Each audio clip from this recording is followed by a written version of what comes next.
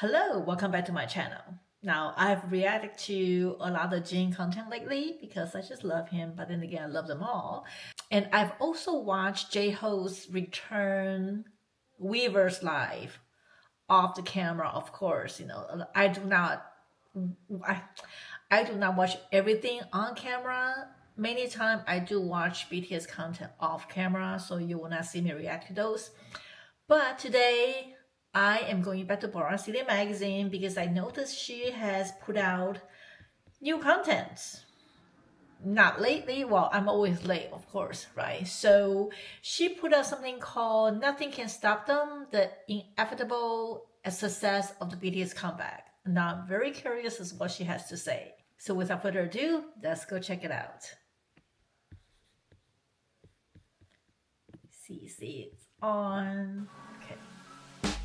In 2023, it was announced that all the members of BTS signed a new contract with their label Big Hit Music starting in 2025. This confirms the reunion after their military service. But I don't think a lot of people, fans or not, are truly grasping the idea of how big of a cultural phenomenon this comeback is going to be. I'm sensing that fans in the industry are expecting or predicting BTS to go back to their 2020-2021 popularity at best. Many talk about this comeback as a regular comeback. I think it's going to be bigger because while they are in the military, they all have their solo career, and we just got Jin's new song, I'll Be There. I reacted to it.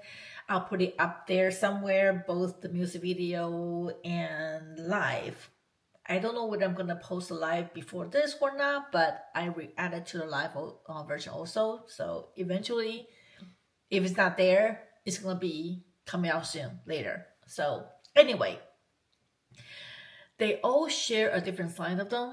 And when they come back, I think that, well, I remember there was a discussion that when they come back, they're going to do a 10-year anniversary of the most beautiful moments in life. So I think they're going to combine all their styles with some of the elements from 10 years ago and make it a brand new BTS. So it's going to be a bigger than the 2021 era. I don't know. That's why I think, but let's go.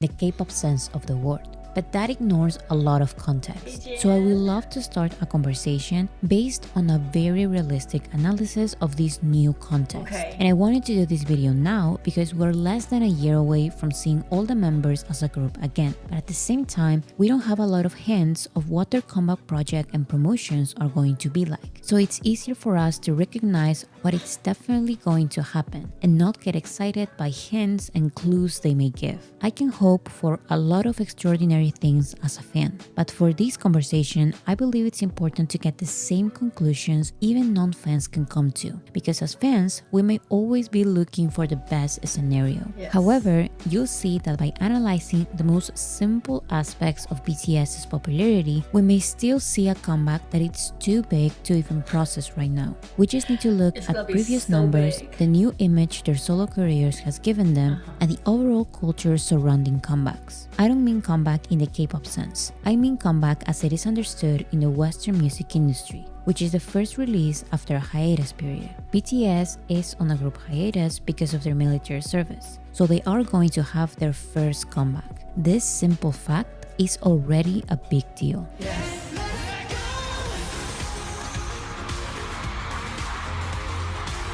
There is a difference between popularity and cultural impact. For the past years, BTS has been both popular and culturally impactful, but not in the exact ways every fan may recognize. For example, the name of a musical artist can be culturally impactful, but they may have music or one song that is popular at best. The same way, a song can be culturally impactful, but the name of the artist who sings the song may only be considered popular during a certain period of time or for a certain audience. With this in mind, let's recognize BTS's popularity and cultural impact. BTS's most mainstream global releases are Dynamite, Butter, and My Universe. But let's focus only on Dynamite and Butter because My Universe is a collaboration. Let's not sugarcoat this and make this very realistic. The general public knows three things about BTS: their name, their fans, and their two biggest hits. The general public knows the existence of BTS as a group.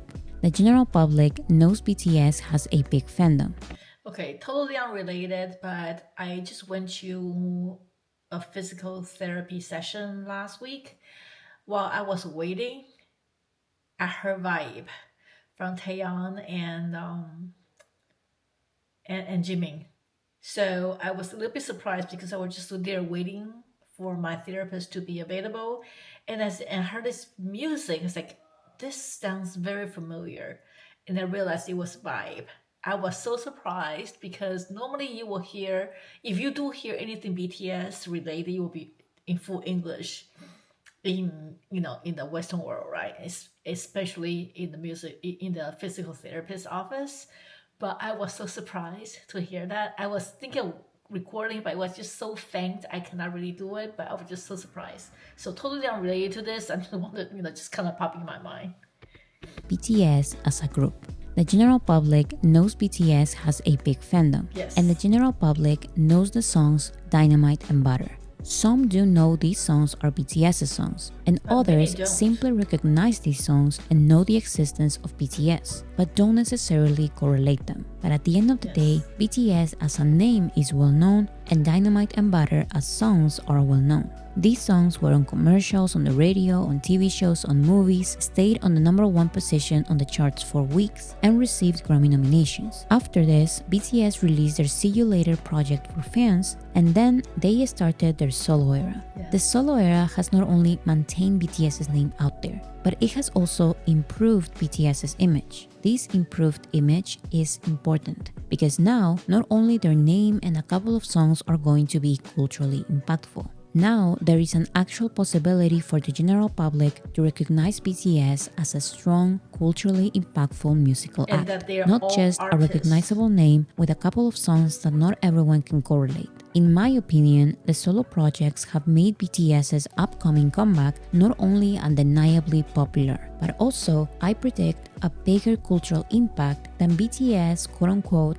at their peak. I mean this in terms of both numbers and reception. Even as solo artists and with minimal promotions, during this hiatus, the BTS members have been able to still get #1 songs. They've gotten truly viral TikTok. I would have to say that I think only Jimin and JK got #1 songs. I don't know why, because I think they are the most popular in the Western world, and I just don't understand that why people tend to support one or two of you over the other. Whenever their song comes out, I will stream, I will buy. I have no preference. Actually, I do. Jinx my bias, but I will not. I will not be like, okay, I'm gonna stream Jinx song more than the other. Whoever released their music, I will stream. So I would think if everybody behave this way, everybody think like this, then they should all reach #1, right? I don't know. Maybe it's the English versus non-English, because I think only JK and Jimin release full English song. Well, V2, but maybe it's the English thing. I'll take it back. Maybe it's the English thing. I don't know. But anyway, I think only JK and Jimin reached #1 among all the BTS group in the US. TikTok songs. They've gotten more positive reviews than ever, and they've also been taken more seriously by the public. Sure, the cultural impact the solo projects have are not the exact same as with Dynamite and Butter, but the few details that these two songs were missing, the solo projects complemented them. People said BTS could only get #1 songs as a group because of their boy band fandom, but their solo projects proved this wrong. People said Dynamite and Butter were commercial mainstream, but they couldn't get a real TikTok hit. But Jungkook's solo project became a true TikTok hit.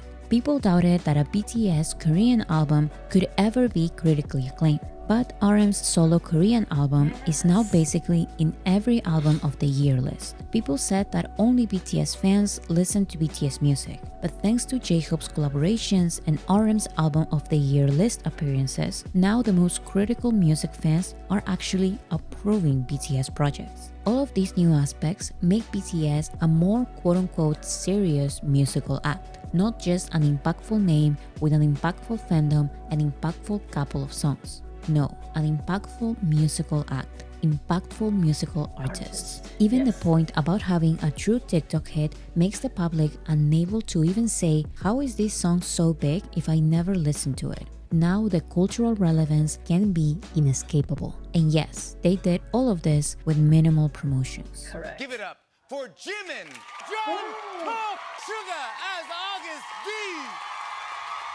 D. You think that the promotions for I wonder if Jin is gonna come to the US to promote his album. I don't see it, just don't see it from Jin, but you never know. Jungkook's Golden were a lot, you have not really paid attention to the real promotion schedules by Western artists. We don't know what style of promotions BTS will have for this comeback. My personal guess and hope is that they will go back to the Boy With Love style of promotions, because they've mentioned that these specific promotion activities were part of their dream come true promotion schedule.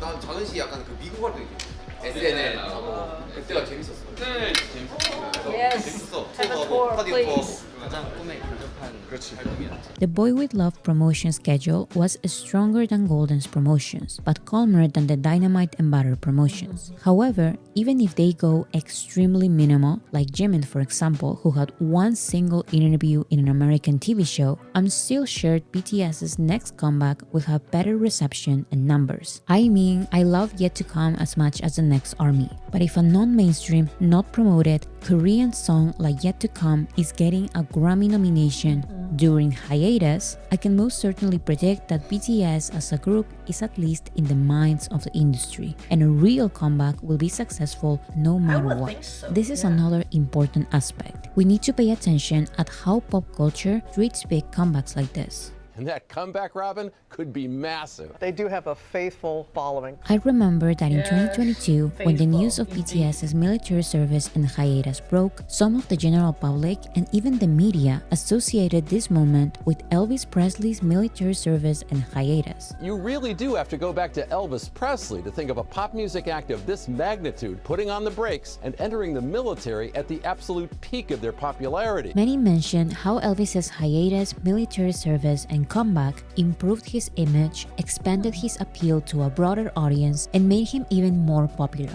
And if BTS is saying the truth about coming back as a group, they can have the attention of the news of a celebrity coming back after going to the army. Yes. Just like Elvis Presley. This was back when there was no 2025 contract, so the media was still very unsure if they were actually coming back. However, I don't think the metrics of Elvis Presley's hiatus and comeback are the same as BTS's hiatus and comeback. The music industry is vastly different now than what it was in the 1960s, and I don't believe BTS's upcoming album can be compared to Elvis Presley's Elvis Is Back comeback album. However, the fact that this association was even mentioned by the Western general public as soon as I guess we always like to associate, right? Like before, people tend to associate BTS with Beatles, because I think then that's how we can do a comparison.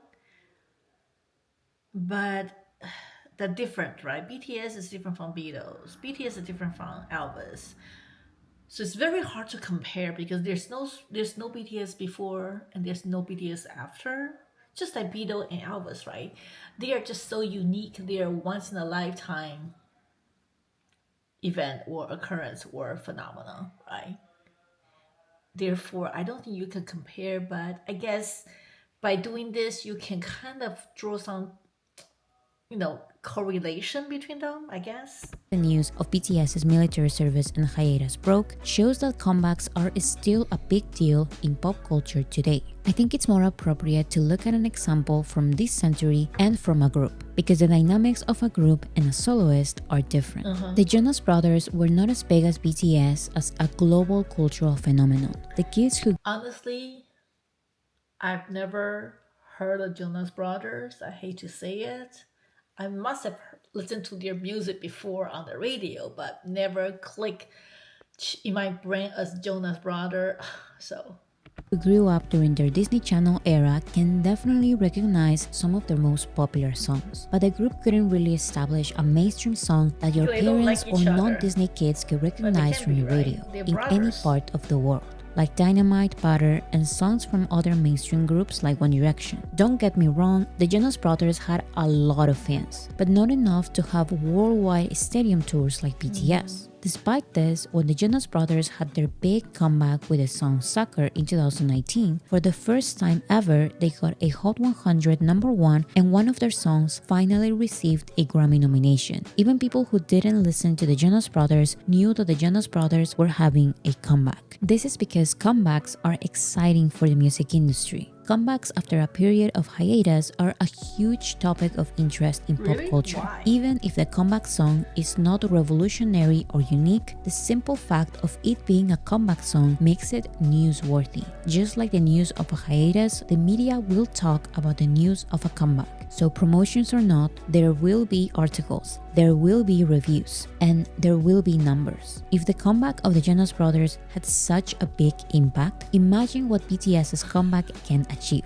BTS already has it's gonna be globally big, because I think Jonas Brother might be big in the US. I don't think they're big in Asia or in Europe, probably not. I don't think so. But BTS is big everywhere. So when they come back, the whole world is waiting for them to come back. The whole world is waiting for 2025.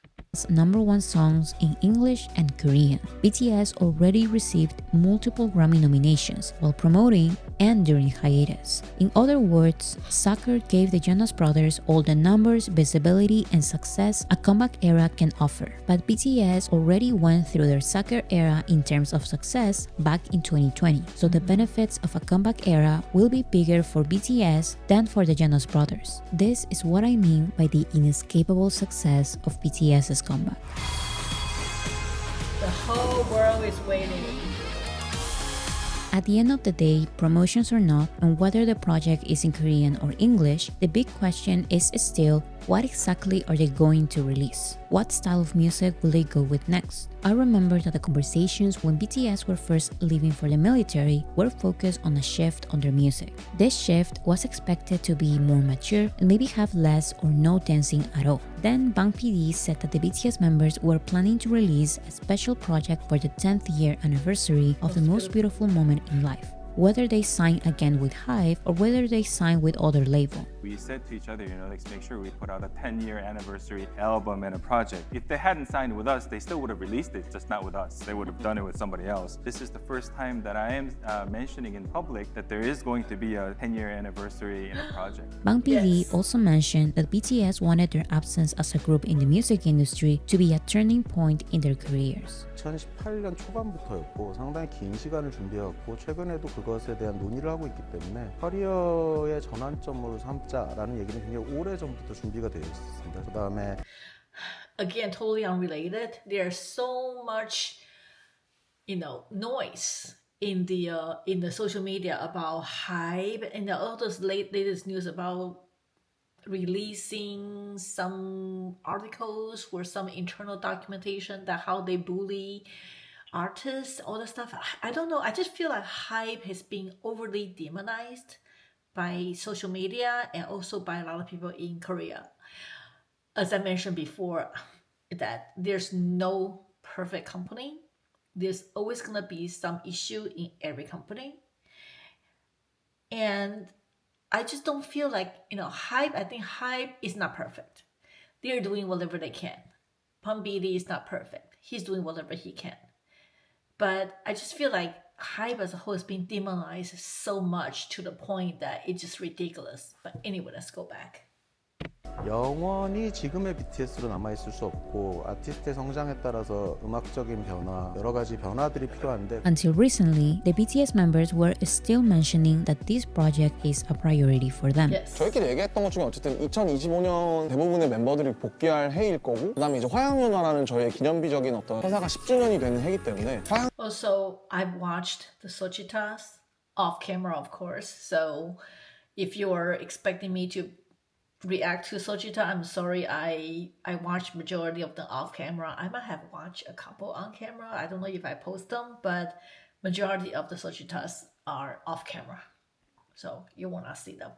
화양연화가 10주년이 돌아오니까 그때는 무언가를 할 수 있을 것 같지도 않을까 뭐 이런 생각을 했었잖아요. 그것들을 좀 잘 지키려고 노력하지 않을까. These are strong signs that the predictions of a lot of armies at the beginning of the hiatus were true. A project like The Most Beautiful Moment in Life may be more serious in terms of production and songwriting. It may have mostly R&B and alternative songs, and it may also be in Korean only. However, during the hiatus/solo era, a lot of things have changed. More than change, I think they have progressed. To start, many of the BTS members who fans may think were not comfortable singing in English chose to release solo songs and albums in English. And I truly love Dynamite and Butter, but the recent English projects are much more stronger. In other words, growing artistically does not necessarily mean going alternative and non-mainstream and serious, which is what I saw a lot of armies predict at the very beginning of the hiatus. The same applies to the choreography aspect. There were some armies making comments about BTS not dancing anymore because they cannot do choreographies forever, and maybe they are tired of it. But during the hiatus/solo era, we saw all the members dance, including members who have this stereotype that they are not as comfortable dancing. Suga had a choreography for his lead single.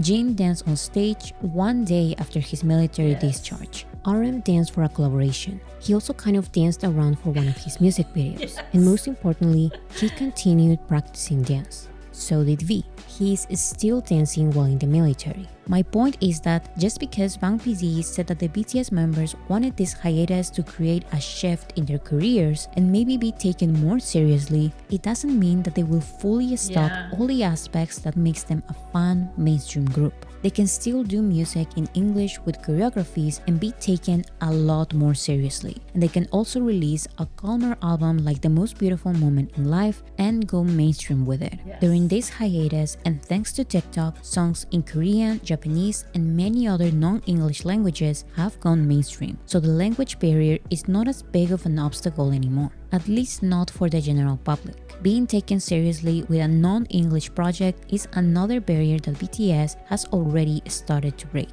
And I think a comeback label can finish the job. At this point, the success and cultural impact of any type of comeback project from BTS is inescapable. Every hint BTS has given about their upcoming comeback includes some sort of promotion, starting with the fact that some members are going to the military 3 or 4 years earlier than they should. I don't think this big of a sacrifice that no one in the industry has done before will come with mediocre promotions. 상당히 긴 시간을 준비해왔고 최근에도 그것에 대한 논의를 하고 있기 때문에. However, on the other side of the argument, BTS has mentioned again and again that the first thing they want to do is a 10th year anniversary project for The Most Beautiful Moment in Life. Who knows, maybe we'll get both a mainstream English project and a fandom-focused Korean project. At this point, we may even get a new type of mainstream Korean project. Whatever it is, everything suggests that it will be too big to even process right now. The word comeback will be attached to the project, and that is enough for it to be a headline and considered for awards. Just look at everything they've achieved with non-mainstream projects, with no promotions and during hiatus. Of course, there are certain achievements that I can hope for, but I'm not sure they will happen because certain parts of the industry are unpredictable. I'm not even going to talk about my hopes or what I wish could happen. I'm talking about the inescapable. And at this point, the inescapable is cultural impact. People will know about the existence of this comeback just because it's a comeback from a recognizable name. We don't even know what the project is going to sound like, but I know for sure that it will achieve many of the dreams Chapter 1 BTS and ARMY did not even think could come true. Oh my god.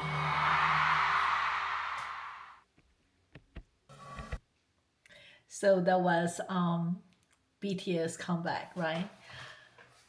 It's gonna be huge. It's gonna be so big that I cannot even wrap my brain around it.